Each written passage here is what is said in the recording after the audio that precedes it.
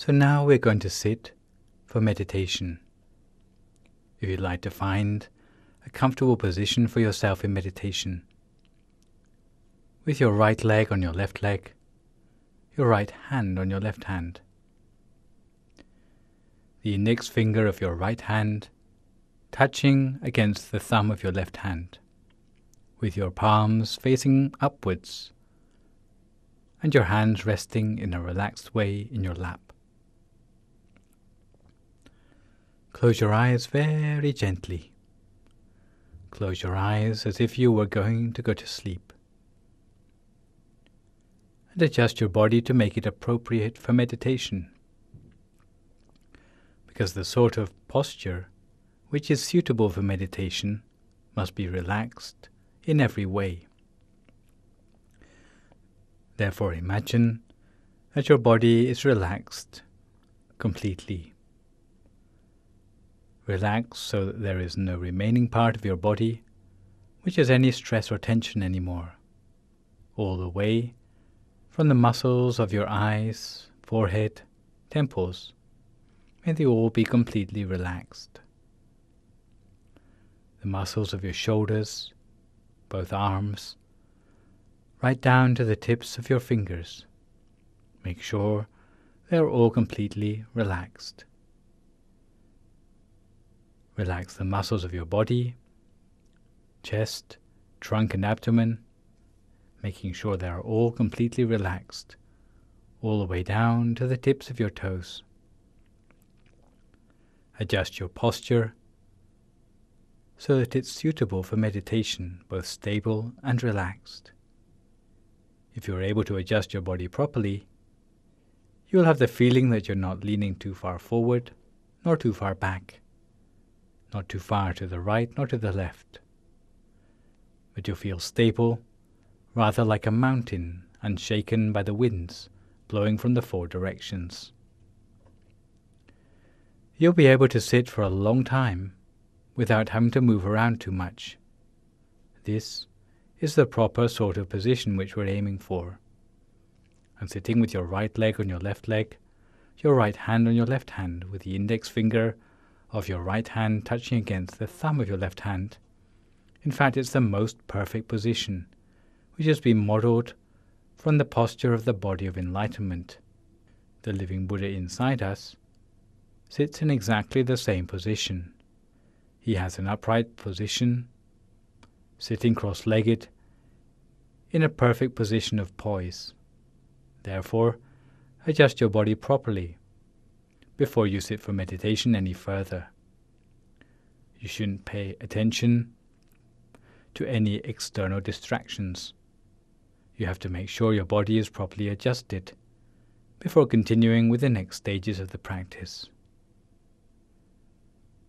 Once your body is completely relaxed, we turn our attention to relaxing the mind, because meditation is mostly about training the mind. Make sure your mind is relaxed so that it can be a suitable receptacle for mindfulness, wisdom and tranquility. The mind appropriate for meditation is always a mind which is empty of any extraneous thought, with no anxieties or worries, whether it be thoughts about family, work or studies. We mustn't allow any worries about these things to stir up our mind anymore. If we are to have a mind empty of all of these anxieties, we would be better thinking about the teaching of the Lord Buddha, that all things, whether animate or inanimate, trees, animals, the world, the sun, and the moon, or even the people living in the world, whether it's our parents, grandparents, or close family, whether it's the other living beings in the world, all of these things arise, perpetuate, and then decay. They are all changing all of the time. They are never permanent. They cannot remain the same even if they want to. They are all of the nature of suffering. They are not our true self because they are changing the whole of the time. If they were really our true self, really the core of our being, It would have to be something stable. We are not like a diamond, which becomes more mature with age. All things are changing the whole of the time. If we remind ourselves of this for a minute or two, before we get down to the meditation practice, reflecting in this way will allow our mind to become empty, and it's a mind which will be suitable for meditation, because before long, if our mind becomes dispassionate and detached, we will be able to attain the Dhamma inside ourselves easily. As for those who are already familiar with the meditation instructions, you can continue with your own practice. But for those of you who are new, please listen carefully to the instructions which are to follow. You should imagine a bright, clear object at the center of your body, such as a bright, clear crystal ball, rather like a polished diamond sphere, without any scratches or blemishes on it. If we create such an image in our mind, the image of a large diamond, about the same size as the tip of your little finger, and imagine it at the center of the body, then this will be helpful as an anchor for the mind. Imagine this diamond or crystal ball bringing our mind to a standstill at the clear center of the ball, while repeating the mantra to ourselves silently with the words Samma Arahang, Samma Arahang, Samma Arahang, over and over again. No matter how many tens or hundreds or thousands of times we have to repeat the mantra to ourselves, we will have to keep on repeating it over and over again, for as long as it takes for our mind to come to a standstill, and to see a clear, bright crystal ball arising spontaneously at the center of ourselves, seeing it with the same clarity that we would see it with our own eyes. If we catch sight of such a crystal ball, there will be no real need to continue with the mantra anymore. We should make sure we see the crystal ball at the center of the body the whole of the time. The fact that we need to bring our mind to a standstill at this point, rather than anywhere else, is because this seventh base of the mind is the only place in the world which is the starting point of the pathway towards Nirvana. If we want to attain Nirvana or attain the Dhammakaya, we have to start from this point and nowhere else. If Nirvana is going to arise for us, it has to arise at this point. If we are going to extinguish suffering, then we have to extinguish it at this point. If we want to find true happiness, then we have to find it here at the seventh base of the mind. Stopping the mind at the center is thus the starting point for meditation. If we don't manage to achieve this, then it's going to be hard to go any further with the meditation. We have to go at it patiently. We have to make sure that we get it right. Today, as we meditate, we'll take the opportunity to explore something of the oft misunderstood subject of the nature of Nirvana. The word Nirvana refers to a place or a state of mind where all defilements have been extinguished. It is a place beyond the reach of the three prisons of the triple world. Nirvana can have two shades of meaning. It can refer to the state of mind of a person with no further defilements, or it can refer to a place where those who have freed their mind of defilements can go to partake of eternal bliss. Nirvana as a state of mind, or sa-upati-sesa nirvana, is a living experience of an enlightened person. Thus they don't have to die first and be reborn to attain it. For such a person to touch upon nirvana, they must have purified their mind from all defilements, but their five aggregates, or khandha, have not yet broken up. Dhammakaya will be manifest inside them, imparting the same happiness as if they were really inside nirvana as a realm of existence, but they are still alive in their human body. Nirvana as a realm of existence or Anupati Sesa Nirvana, is a location which exists as a realm outside the body and mind. Sometimes it is called posthumous Nirvana, because you can only go there after the breaking up of your 5 aggregates for the last time, and entering it you will not be reborn again.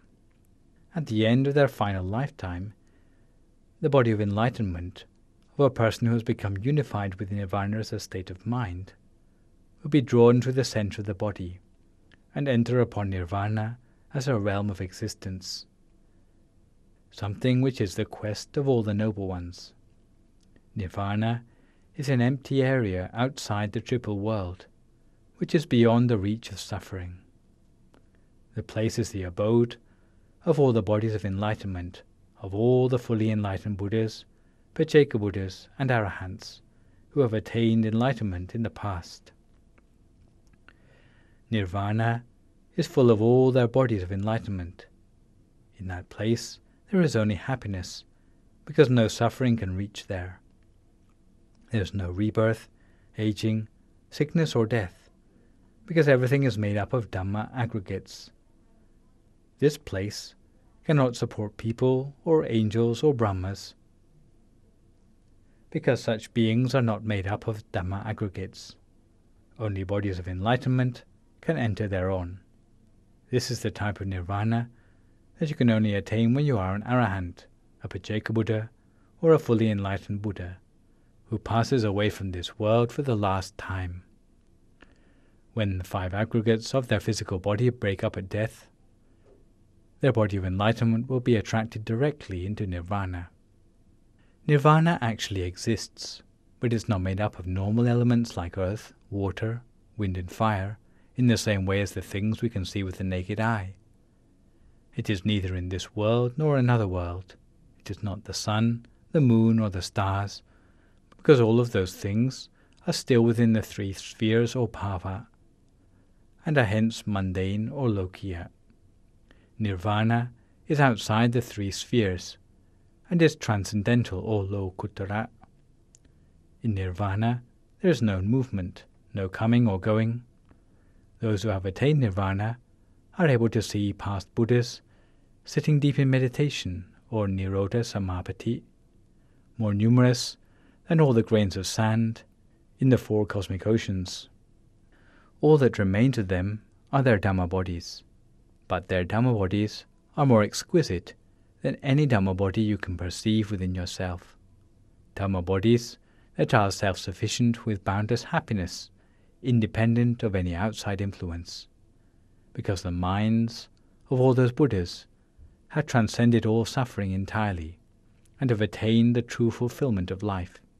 In this respect, the scriptures of the Uttana explain there is the existence of a sphere in which earth, water, fire, air, the sphere of infinity of space, the sphere of infinity of consciousness, the sphere of nothingness, the sphere of neither perception nor non-perception, this world, the next world, the moon, the sun, have no part. In that place, there is no coming, going, existence, arising, falling away. In that place that has no abode, without feeling, but it is the end of suffering. Most of our knowledge of the difference between the terms Sa-upatisesa Nirvana and Anupatisesa Nirvana comes to us courtesy of the commentary by the great abbot of Wat Pak Nam Pasijaran, or Pramongkon Tepmuni. Without understanding this distinction, the more you read about Nirvana in the textbooks, the more confused you will become. The reason is that most textbooks have been based on interpretation of older texts, rather than being based on experience. Some texts even go so far as to say that Nirvana doesn't exist. They say it is just a metaphor for having come to an end of defilements. Some even say that animals can go to Nirvana. However, if we have an accurate understanding of Nirvana, it can boost our inspiration to cultivate ourselves until being able to attain Nirvana for ourselves. When our mind becomes completely united with the body of enlightenment, it is at that point that we will be able to see Nirvana both as a mental state and as a location. With the understanding that goes hand in hand with such an experience, we will be able to lead our lives in a way that doesn't lead to harm. We will not be attached to the worldly vicissitudes like wealth and loss of wealth, honor and loss of honor, praise and insult, suffering and happiness. To see the Dhamma in the beginning, it means that we have to acknowledge suffering first of all. Once we see suffering for what it is, we will be able to become dispassionate concerning suffering, and we will become inspired to practice meditation to the point that we will attain the Patamamagga sphere inside. Once we reach this point, after this we will be seeing the Buddha inside. But if we are unable to see the Patamamagga sphere, we have no chance of seeing the Buddha inside. In the words of the Buddhist scriptures, he who sees the Dhamma will be able to see the Buddha. In fact, these words were first said to a disciple of the Lord Buddha called Vakali. Vakali belonged to a Brahmin family of Savatthi and became proficient in the Vedas. Usually people are inspired to faith by one or more of 4 attributes of a monk: the appearance, the voice, the humble manner of dress, or the teachings he gives. Vakali, however, was inspired to faith by the appearance of the Lord Buddha alone. After seeing the Buddha only once, he could never again tire of looking at him, and followed him about everywhere. Any day he could not see the Buddha, he felt low. In order to become closer to him, he became a monk, and spent all his time, apart from meal times and bathing, in contemplation of the 32 signs of the great man, or Maha Purisa Lakkhana, which was so well exemplified by the Buddha's person. He was satisfied simply to see the Buddha, and had no further thought of listening to the Buddha's teachings or striving for liberation. The Buddha waited for the right opportunity to teach him, because what he had to say would surely upset Vakali. But at the same time these things must be said for Vakali's benefit. One day, when the right time came, he banished Vakali to a place where he could no longer see the Buddha. And Vakali was so upset by the Buddha's retort that he prepared to commit suicide by jumping over a cliff on the Vulture's Peak. Fully aware of Vakali's intentions, before he was able to jump, the Buddha went to him and appeared to him teaching with the words, Alang Vakali kim te imina puttikayena dittena yoko Vakali dhammang pasati so mang pasati yo mang pasati so dhammang pasati. The sight of my foul body is useless. He who sees Dhamma sees me. He who sees me sees the Dhamma. Filled with joy by this teaching, Vakali rose in the air, pondering on the Buddha's words, and realized arahantship in mid-air. Thus, anyone who sees the precursor of the Dhamma, namely the Patamamagga sphere, before long they will be seeing the body of enlightenment inside, because the thing that changed Prince Siddhartha into the Buddha was none other than attaining the body of enlightenment inside. It is a thing which changes worldlings who are still thick with defilements into those who are on the path of Buddhist sainthood. Changing ourselves to be someone who has a supreme life and a supreme mind. The lowest level of the body of enlightenment is called Gotrapu Dhammakaya. This means the body of enlightenment, which has broken free of being a worldling, but it's still not at the point of Buddhist sainthood. It is a halfway point between being a stream enterer and a worldling. It is like having one foot in each camp. One foot in the world and the other foot in Nirvana. With such an attainment, you will be able to get the comparison between the 2 sorts of existence, between the 2 sorts of aggregates, the conventional aggregates and the Dhamma aggregates, because at this point we are still subject to different emotions in the mind, but at the same time we are able to see things according to their true nature. We will be far from the 4 forms of prejudice, because of greed, hatred, delusion, or fear. But there will still be subtle forms of defilements remaining in the mind. But once we come to the Gotrapu, body of enlightenment, we will be able to see things according to their reality. We will not be subject to their prejudices anymore. Once we accept things for what they are, and we will start to see the body of enlightenment of a higher level of purity. And we see that the five aggregates are rather like a mask which we wear in order to perform on stage. But when we remove the mask, then we see who we really are. So now, may all of you be fulfilled in your wish to attain the triple gem inside yourself. Each their own meditation now for a few more moments in silence until we come to the appropriate time.